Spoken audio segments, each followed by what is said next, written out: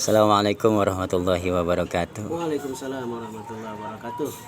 Ya, alhamdulillah pada kesempatan kali hari ini kita berada di Saung Kabayan dalam penjajakan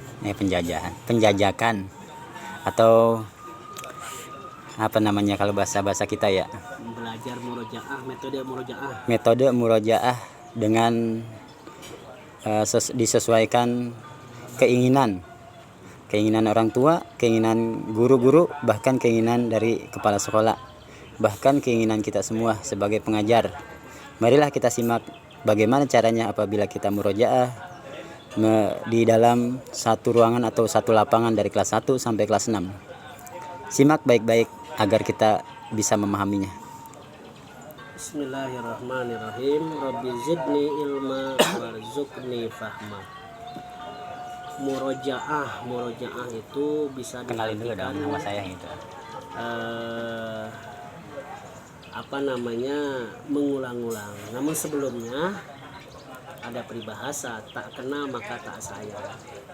Walaupun seperti ini, saya juga pengen disayang oleh teman-teman semuanya, oleh guru-guru semuanya. Maka kenalkan, nama saya Dani Ramdhani, salah satu guru PAI di SDN Negeri di Kecamatan Pondok Melati.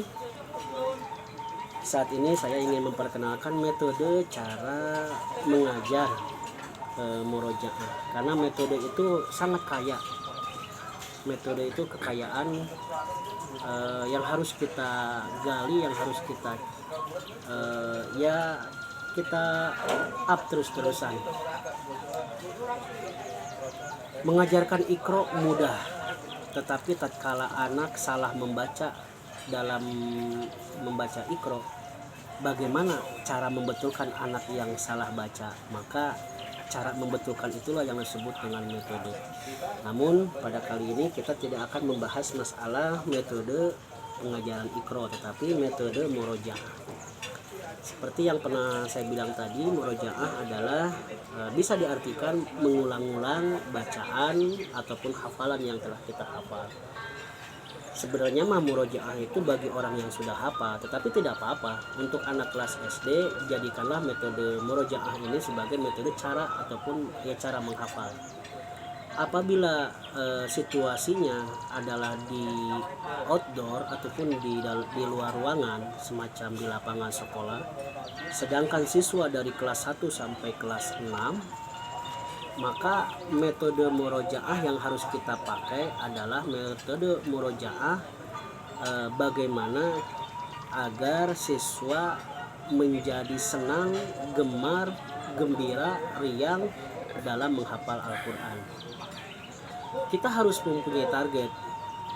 Jangan khawatir anak kelas 1, kelas 2 belum bisa baca Iqra, belum bisa baca Al-Quran, tetapi kesulitan untuk menghafal.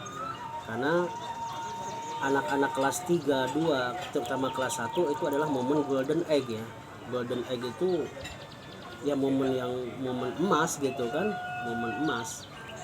Jadi manfaatkanlah golden egg ini.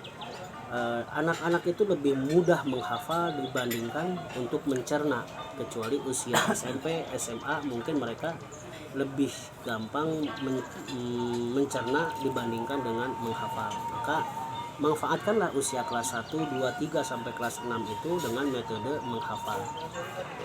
Bisa kita mulai dari surah terpendek dulu. Misalnya dari surah At-Takasur dulu misalnya. At-Takasur. Kita tidak usah melihat di situ ada kelas 4, kelas 5, kelas 6 yang kemungkinan besar mereka sudah hafal At-Takasur. Tetapi yang kita harus lihat di situ adalah kita ada kelas 1, kelas 2 yang belum hafal At-Takasur. Maka berikanlah contoh kepada anak-anak bagaimana cara membaca surat At-Takasur dengan baik dan benar sesuai dengan makhorijul hurufnya. Caranya adalah bisa saja kita dengan metode mengulang-ulang. Misalnya kita baca sebanyak misalnya 3 sampai 4 kali. Misalnya kita ayat pertama At-Takasur, alhaakumut takatsur. Pelan-pelan saja, tidak usah terlalu buru-buru ataupun terlalu cepat. Lalu kasih jeda sebentar, lalu kita ulang lagi yang kedua kalinya. Alhaakumut takatsur. Diam dulu sejenak agar mereka siswa mencerna apa yang kita bacakan. 3 kali kita baca lagi alhaakumut takatsur sampai ke 4 kali. Setelah kita 4 kali baca alhaakumut takatsur, lalu kita persilahkan kepada anak-anak untuk mengikuti ataupun mengulangi bacaan yang tadi kita baca. Diupayakan setiap hari itu jangan terlalu banyak, maksimal itu 3 ayat maksimal, karena anak-anak itu lebih cepat ke titik jenuh, titik bosan.